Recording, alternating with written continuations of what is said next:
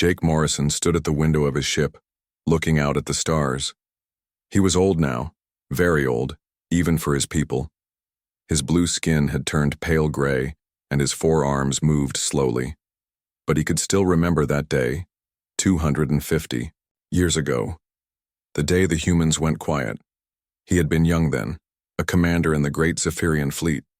The humans were strange creatures. They had only 2 arms and walked on 2 legs.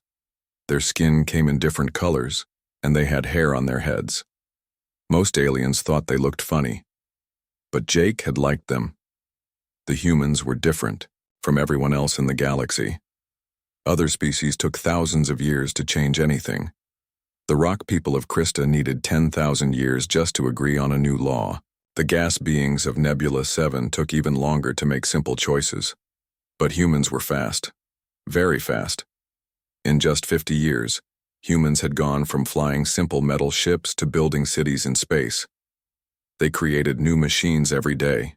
They wrote new songs and told new stories all the time. They made friends with every species they met, even the scary ones that other aliens avoided. Lisa Harper had been their last ambassador. Jake remembered her well. She was small, even for a human, with brown hair and kind eyes. She spoke in a soft voice, but when she talked, everyone listened. Even the great council leaders paid attention to her words. The day she delivered the final message, the whole galaxy watched. The great council chamber was full. Representatives from 1,000 different worlds sat in their special chairs. Some breathed water, some breathed gas, some needed special light to live, but they all came to hear what the humans would say. Lisa Harper stood at the center of the chamber. She looked small next to the giant rock beings and the floating energy creatures, but her voice was strong and clear. "We are leaving," she said. "Not because we are angry, not because we are afraid. We need time to grow. We need time to learn. Do not follow us. Do not look for us. When we are ready, we will come back." The chamber exploded with noise. 1,000 different species all talking at once. Some made sounds like thunder. Others created light patterns or released strange smells. Everyone had questions. Why were the humans leaving? What did they mean by growing? How long would they be gone? But Lisa Harper just smiled. She walked out of the chamber, and that was the last time anyone saw a human. Within days, something strange happened around Earth's solar system. A wall appeared. Not a real wall made of metal or stone, but something that stopped everything. Ships that tried to fly through it simply vanished. Messages sent toward Earth never reached their destination. Even light seemed to bend around the area.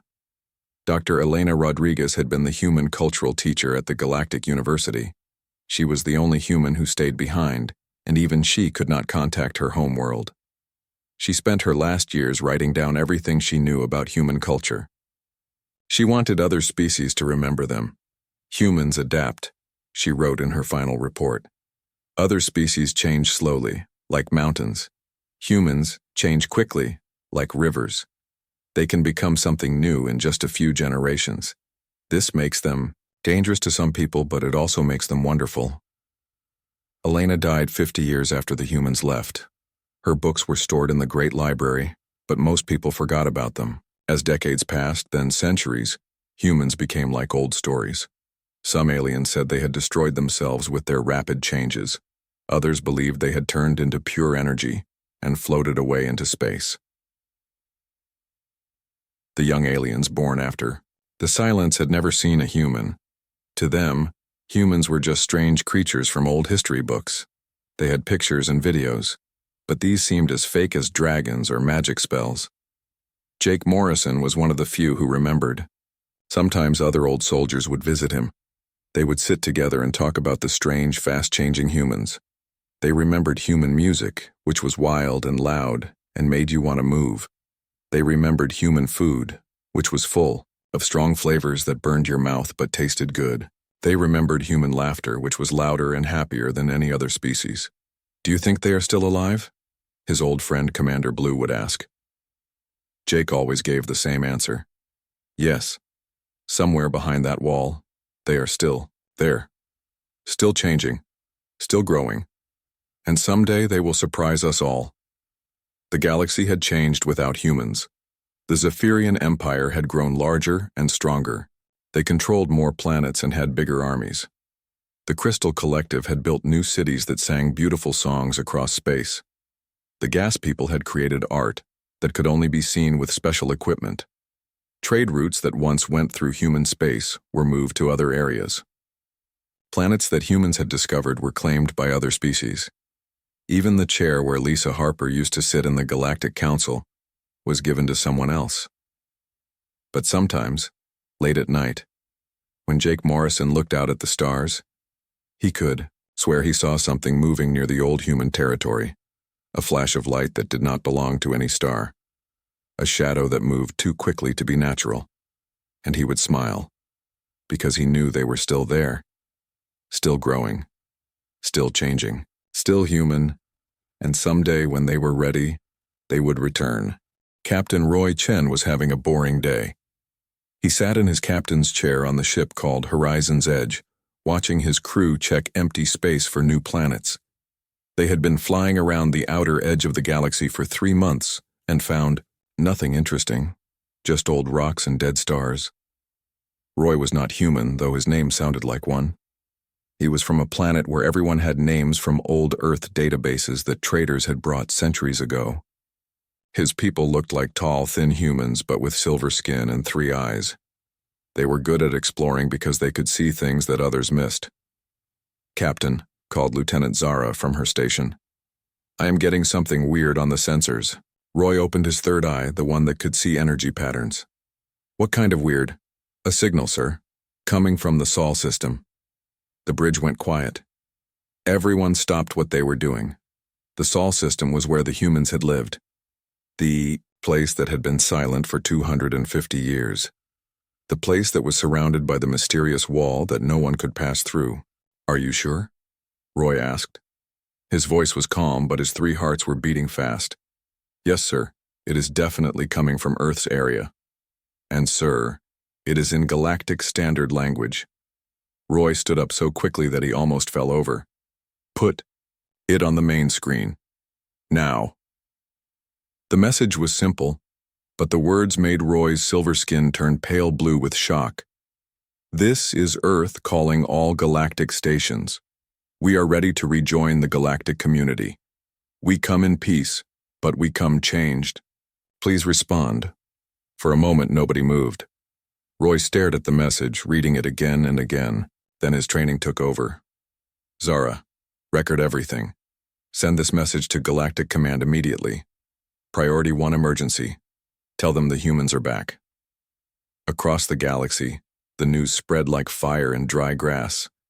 Admiral Susan Blake was eating her morning meal at Galactic Command when the message reached her. She was a Vorthan, a species that looked like walking trees with blue leaves. She had been in charge of galactic security for 40 years, and nothing ever surprised her anymore. This surprised her. She dropped her nutrition cube and ran to the command center. Her leaf hair was standing up straight, which only happened when she was very excited or very scared. Right now she was both. "Get me the High Council," she ordered. "All of them. Right now."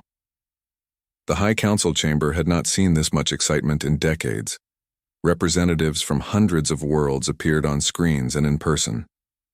The Zephyrian High Commander, Vex High, was shouting orders to his assistants. His red eyes were glowing brighter than usual, which meant he was angry or worried. The Crystal People sent their singing representative, whose voice made beautiful music when she talked, but today her song sounded worried and off-key. The gassy people came in their special containers, swirling around nervously like tiny storms. "Is this real?" asked the representative from the water world. She spoke through a translator because her people only communicated through color changes in their skin. Admiral Blake nodded. "Our best sensors confirm it. The signal is coming from inside the barrier, around the Sol system. And there is more." She pressed a button, and the main screen showed new information. Long-range sensors are detecting massive energy readings near Earth. Something big is moving out there.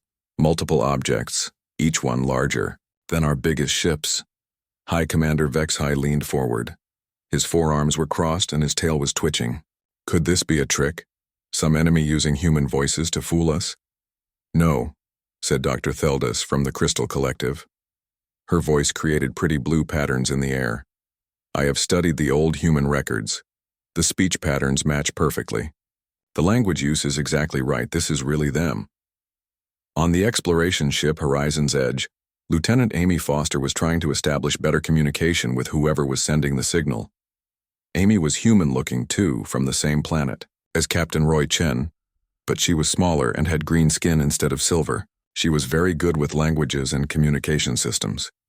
"Captain," she said, her voice shaking with excitement, "I am getting a response to our acknowledgement signal." "Put it through," Roy ordered. The voice that came through the speakers was calm and clear. It sounded human, but there was something different about it, something that made everyone on the bridge feel both peaceful and amazed at the same time. "This is Captain Dan Murphy of the Earth vessel New Horizon. Thank you for responding to our signal, Captain Chen. We have been monitoring your communications and are impressed by your peaceful approach to this contact." Roy's three eyes widened. The human had called him by name, even though Roy had never given it. "How do you know who I am?" Captain Murphy's voice carried a hint of humor. "We have learned much during our time away, Captain. We know about you, about your crew, and about the fine work you do exploring the galaxy. We mean no intrusion. We simply wanted you to know that we remember our friends." "Friends?" Roy asked. He was confused. His people had barely existed when humans were last seen. Most of the current galactic species had not even met humans before. "All species that explore with open hearts are friends to us," Dan Murphy replied. "Now we have a request. We would like permission to approach the Galactic Corps for diplomatic discussions. We have much to share and much to learn about what has happened while we were away." Admiral Blake, listening to the communication from Galactic Command, felt her leaf hair stand up even more. The humans wanted to come to the Galactic Center. They were already moving. "Sir," reported her sensor officer, "we are detecting 7 large objects leaving the Sol system barrier. They are moving very fast, but they do not seem to be using any propulsion we can identify." "How fast?" Blake asked. "At current speed, they will reach our territory in 3 days. 3 days. The galaxy had 250 years to prepare for this moment, but somehow 3 days did not feel like enough time. High Commander Vexhai was already making plans. "We need our war fleets ready. These humans might be friendly, but they have been alone for centuries. Who knows what they have become?" But Jake Morrison, now very old but still watching from his retirement station, smiled when he heard the news. He had been right. The humans were still there, still growing, still changing, and now they were coming home. The human ships arrived at Galactic Council Station Alpha 7 on schedule, but nothing could have prepared the galaxy for what they saw.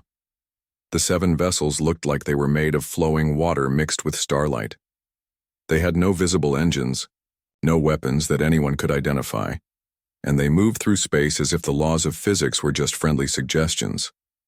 Ambassador Kate Johnson stepped off the lead ship wearing simple clothes that looked normal, but seemed to shimmer slightly in the light. She was tall for a human, with dark hair and brown eyes that seemed to hold depths of knowledge that had not been there 2 centuries ago. Behind her came 5 other humans, each looking remarkably similar to the humans of old records, yet somehow fundamentally different. Captain Dan Murphy was shorter than Kate, with graying hair and a face that seemed kind but showed incredible confidence. Dr. Laura Martinez walked with the easy grace of someone who had solved every scientific problem she had ever encountered. The other diplomats moved with the same quiet assurance. Admiral Blake greeted them personally at the docking bay. Her leaf hair was perfectly still now, which meant she was trying very hard to stay calm. "Welcome back to the galactic community," she said in her most official voice. Kate Johnson smiled.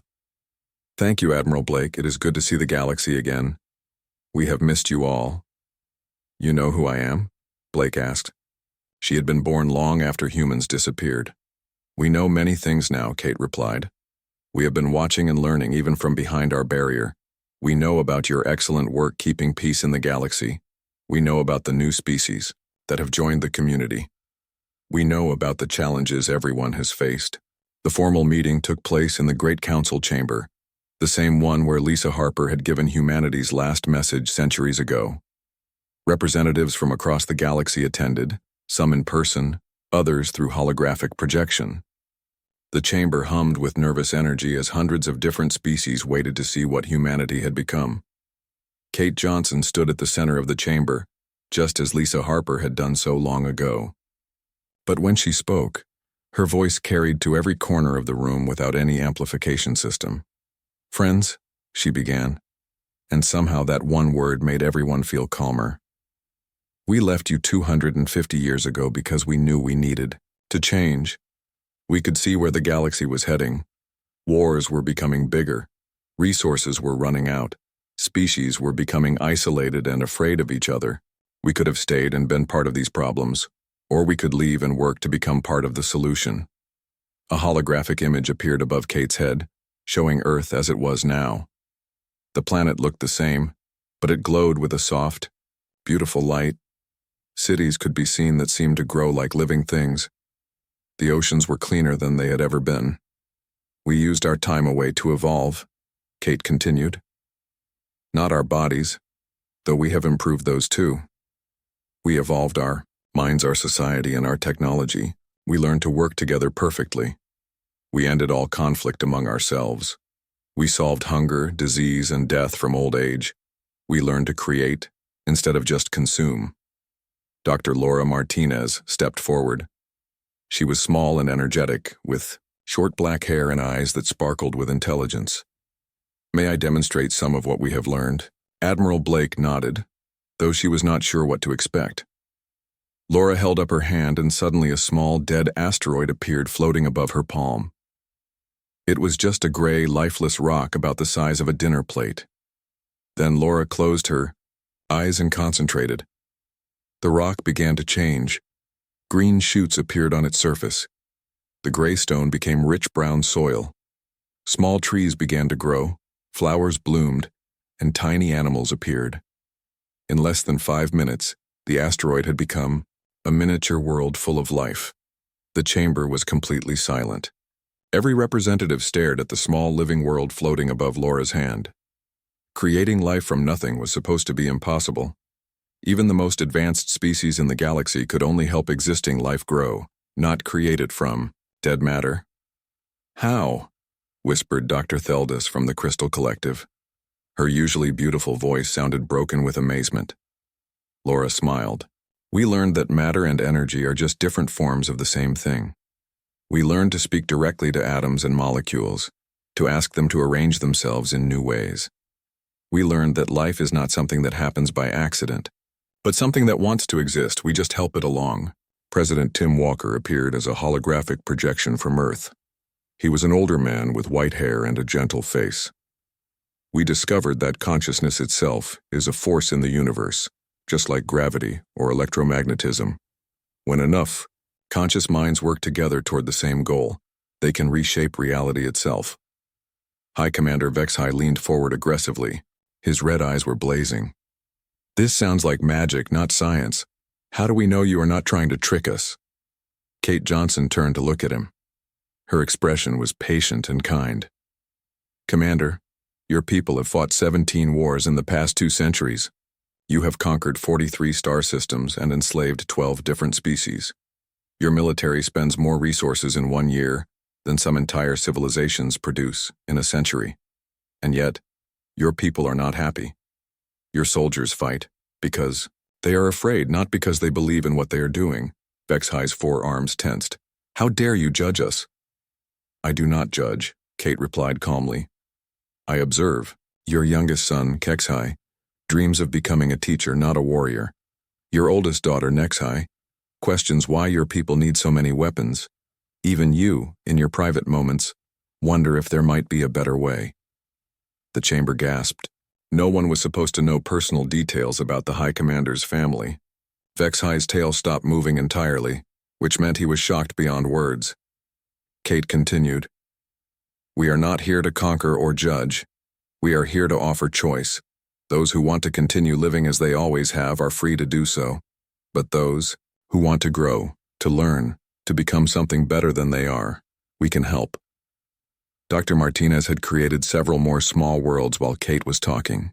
Each one was different. One was covered with crystal forests that sang in harmony. Another had floating islands connected by bridges of pure light. A third had cities that seemed to be made of living music. "These are not tricks," Laura said. "These are just small examples of what becomes possible when you understand how the universe really works. We can teach these things to anyone who wants to learn. We can help dead worlds bloom with life. We can show you how to create technology that helps instead of harms. We can teach you to solve conflicts with understanding instead of violence." The representative from the water world changed colors rapidly, which meant she was very excited. "What do you want in return?" Kate Johnson smiled. "Nothing. We learned long ago that when you help others become stronger, you become stronger too. When you share knowledge, you do not have less knowledge, you have more. We want to share because sharing makes everyone better." But not everyone in the chamber was happy with this news. Some of the older, more powerful species were worried. If humans could really do these things, what did that mean for the current balance of power? What did it mean for their control over trade routes, military resources, and political influence? The galaxy was about to discover that humanity's return would change everything, whether they were ready for it or not. Not everyone was happy about humanity's return. Within hours of the demonstration, secret meetings began happening across the galaxy. War Marshal Kethvar of the Zephyrian Empire called an emergency session with his top generals. His red eyes glowed brighter than usual and his tail whipped back and forth angrily. "These humans are dangerous," he declared to his assembled officers. "They claim to come in peace, but look what they can do. They can create life from nothing. They can read our minds. They know things about us that should be impossible to know. How long before they decide they should rule over us?" General Yexhai, his second in command, nodded in agreement. "My lord, our spies report that several species are already talking about joining this human evolution program. If too many worlds side with them, our empire will become weak." Meanwhile, in the crystal cities of the collective, Prime Resonance Theldas was having similar concerns. Her people communicated through beautiful songs, but today their music was filled with worried notes. "The humans have returned changed beyond our understanding," she sang to her council. "Their technology makes ours look like children's toys. If they wanted to destroy us, we could not stop them. But if they wanted to make us irrelevant, they are already succeeding." The collective had always been the galaxy's most advanced technological civilization. They built cities that sang across space and created art from pure mathematics. But compared to what the humans had just demonstrated, their greatest achievement seemed simple and crude. A group of conservative species formed what they called the Galactic Preservation Alliance. Their leader was an ancient being called the Curator, whose species was so old that they had forgotten their original name. They had watched countless civilizations rise and fall, and they believed that rapid change was always dangerous. "Order must be maintained," the Curator announced in their whispering voice that sounded like wind through dead leaves. "These humans represent chaos. They will upset the balance that has kept the galaxy stable for millennia. They must be controlled or removed." The Alliance sent a formal demand to the human delegation. They wanted humanity to submit to technological restrictions, accept constant monitoring, and limit their contact with other species. They claimed this was for the safety of the entire galaxy. Colonel Rick Turner was the military advisor to the human diplomatic team. He was a quiet man with gray hair and eyes that had seen many battles, though none of them had been fought with traditional weapons. When the Alliance's demands were presented, he listened carefully, then stood to respond. "We understand your fears," he said calmly. "Change is always frightening, especially rapid change. But we will not accept restrictions on what we can share or who we can help. We will not submit to monitoring by those who see growth as a threat. And we will not limit our contact with species who want to learn." He paused, looking around the chamber at all the worried faces. "However, we will not force anyone to accept our help. Those who prefer things as they are may continue living as they always have. We will not interfere with any species that chooses not to join our programs." The Alliance representatives were not satisfied with this answer. They had expected humanity to either submit to their demands or reveal their true hostile intentions. This calm refusal to be controlled was somehow more frightening than either alternative would have been. War Marshal Kethvar decided that diplomacy had failed. The humans were clearly a threat that needed to be eliminated before they became too powerful. He gathered the largest fleet in Zephyrian history, including their most powerful weapons and newest warships. "We will show the galaxy what happens to those who threaten the natural order," he announced to his fleet commanders.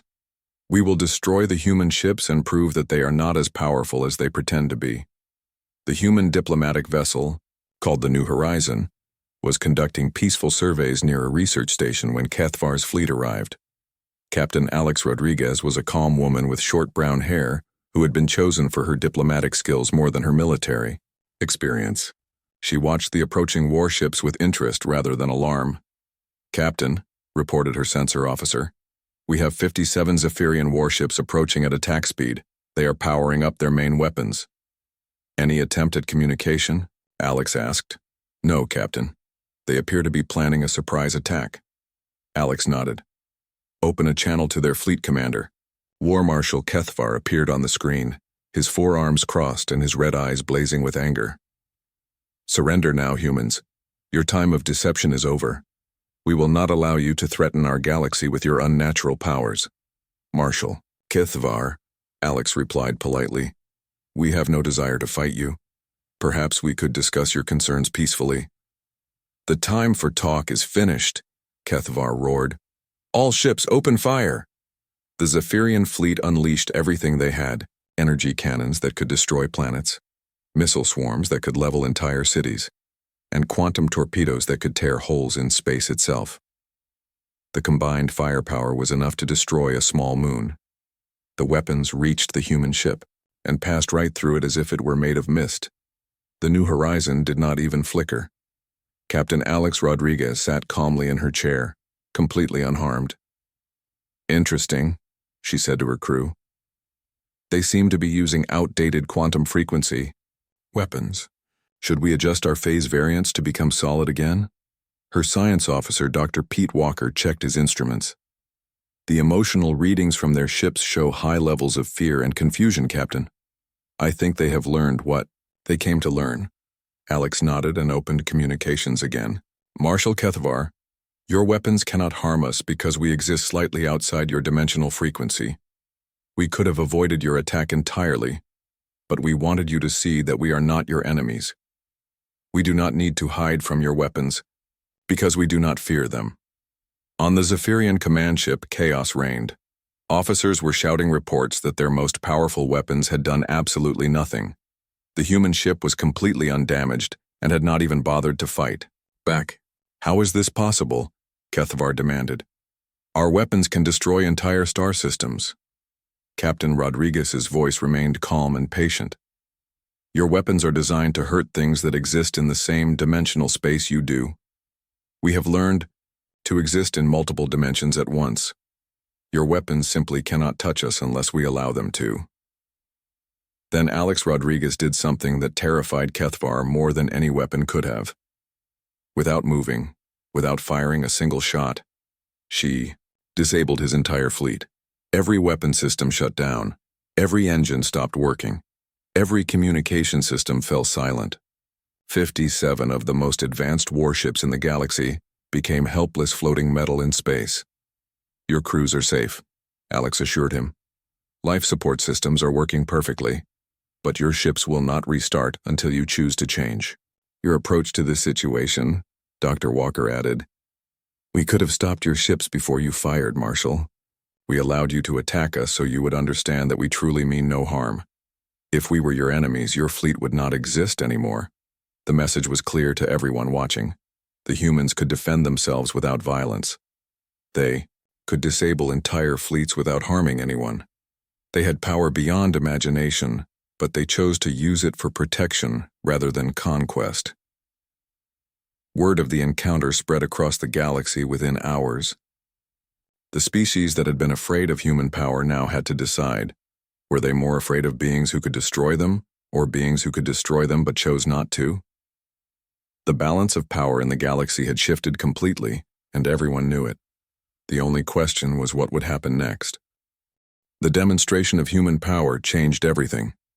Within days of War Marshal Kethvar's failed attack, the old galactic government began to crumble. The High Council, which had ruled through military strength and control of resources, found itself suddenly powerless and irrelevant. Species across the galaxy began sending messages to the human diplomatic team. They wanted to know more about this great acceleration that humanity was offering. They wanted to learn about technologies that could restore dead worlds, end hunger, and stop the endless cycle of wars that had plagued the galaxy for millennia. Ambassador Lisa Davis, the great-granddaughter of the legendary Lisa Harper, found herself busier than she had ever imagined possible. She looked remarkably like her ancestor, with the same kind eyes and gentle voice, but she carried herself with the confidence of someone who had grown up in humanity's evolved society. "The response has been overwhelming," she reported to President Tim Walker during their daily communication. 73 species have formally requested to join the acceleration program. Another 200 are asking for more information. Tim Walker smiled from his office on Earth, which was now a planet that glowed softly with the light of perfect harmony between technology and nature. "What about resistance?" "Some of the old power structures are fighting the change," Lisa admitted. "The Zephyrian Empire is split. About half of their people want to join us, but the military leadership is still trying to maintain control. The Crystal Collective is having similar problems." The changes were happening faster than anyone had expected. On worlds across the galaxy, ordinary citizens were learning that they no longer had to accept scarcity, conflict, and suffering as normal parts of life. They were learning that there was an alternative. The first species to fully join the acceleration program were the water people of Aquatica. They had always been peaceful, but had struggled with pollution in their oceans caused by industrial accidents from visiting traders. Dr. Laura Martinez personally visited their world and spent 3 days teaching their scientists how to communicate directly with molecules. The transformation was miraculous. Polluted waters became crystal clear. Dead areas of the ocean bloomed with new life. The water people discovered they could create living cities that cleaned themselves and produced everything they needed without waste. "This is not magic," explained Dr. Martinez to the amazed water people scientists. "This is simply understanding how matter and energy really work. Every atom in the universe wants to be part of something beautiful and useful. We just learn to ask them politely instead of forcing them." The Crystal Collective was the second major civilization to join, despite their leadership's initial resistance. When ordinary crystal people saw their neighbors on Aquatica creating wonders they had never imagined possible, they demanded the same opportunities. Prime resonance. Theldis found herself facing rebellion from her own people. The younger generation of crystal people wanted to learn human techniques for creating perfect harmony between conscious minds and physical matter. They wanted to build cities that were not just beautiful, but alive and growing. "Change or become irrelevant," sang Captain Nexhai, the daughter of the old High Commander Vexhai. She had left the military and was now leading the pro-human movement among crystal people. "Our leaders fear losing their power, but what is the point of having power if you use it to keep everyone weak?" Even some Zephyrians were abandoning their empire to join the human program. Captain Nexhai, son of War Marshal Kethvar himself, publicly renounced his family's military traditions and requested asylum with the humans. "I have spent my life training to fight enemies," he announced in a broadcast that reached every Zephyrian world. "But the humans have shown me that making friends is more powerful than defeating enemies. I choose to learn instead of conquer." His defection caused a crisis in the Zephyrian Empire. When the son of their greatest war leader chose peace over conquest, thousands of other young Zephyrians began questioning everything they had been taught. War Marshal Kethvar found himself ruling over an empire that was slowly emptying. His most talented officers were leaving to join the human program. His best scientists were abandoning their weapons research to study human methods of creation and healing. Even his own family was turning against him. "You are destroying our people," He accused the humans in a final, desperate message. Ambassador Lisa Davis responded with characteristic patience. Marshal, we are not destroying anything. We are offering your people choices they never had before. Those who want to continue living as warriors are free to do so. But those who want to become something more than warriors deserve that choice, too. Dr. Paul Jackson became humanity's first ambassador to the newly formed Galactic Development Council. The old government, based on military power and resource control, had been replaced by something entirely new. A cooperative organization focused on helping every member species reach their highest potential. The old way was based on scarcity thinking, Paul explained to the inaugural council meeting. Everyone believed there was only so much wealth, so much power, so much happiness to go around. So they fought each other for bigger shares of a limited pie. But we have learned that the pie can grow infinitely when everyone works together to make it bigger. The transformation was not just technological or political, it was spiritual and cultural. Species that had been enemies for centuries were discovering they could be friends. Civilizations that had stagnated for millennia were suddenly advancing at incredible speeds. The gas people of Nebula 7 learned to create solid bodies when they wanted to interact with other species, then returned to their energy forms when they desired to explore the cosmos. The rock people of Krista discovered they could speed up their incredibly slow thought processes when necessary, allowing them to participate in galactic civilization while maintaining their ancient wisdom. Even the mysterious shadows, a species so advanced that they rarely communicated with others, emerged from their hidden dimensions to learn from humanity's discoveries about consciousness and reality. But perhaps the most important transformation was happening to humanity itself. By teaching others, by sharing their knowledge freely, by helping entire civilizations evolve, humans were discovering new aspects of their own potential. We thought we had learned everything important during our isolation, admitted Captain Dan Murphy. But we are growing faster now than we ever did alone. Teaching others teaches us. Helping others helps us. We are becoming something greater than we ever imagined possible. The story reached its climax when Jake Morrison, now ancient beyond measure, finally met Lisa Davis in person. He had lived to see humanity return, just as he had always believed they would. But he had also lived to see them exceed every expectation he had ever had. Your great-great-grandmother would be proud, he told Lisa as they stood together looking out at a galaxy that was transforming daily. Lisa smiled. She knew this day would come. Her final message to our people was simple: grow strong enough to lift everyone up. That is what we have tried to do. Jake looked out at the stars, many of which now glowed with the light of worlds that had been restored to life by human technology. Trade ships moved between systems that had never been at peace before. Communication networks carried messages in languages that had never tried to talk to each other. You did not just come back to join the galaxy, he realized. You came back to save it. Lisa Davis nodded. We came back to help the galaxy save itself, and now together, we are all becoming something the universe has never seen before. The silence was broken. The galaxy would never be quiet again. But the sound it made now was not the noise of war or suffering or fear. It was the sound of countless voices singing together in harmony as they reached for the stars. Earth had stayed quiet for 250 years. Then they spoke, and everything changed. But the greatest change was still to come, because the galaxy was finally ready to grow up.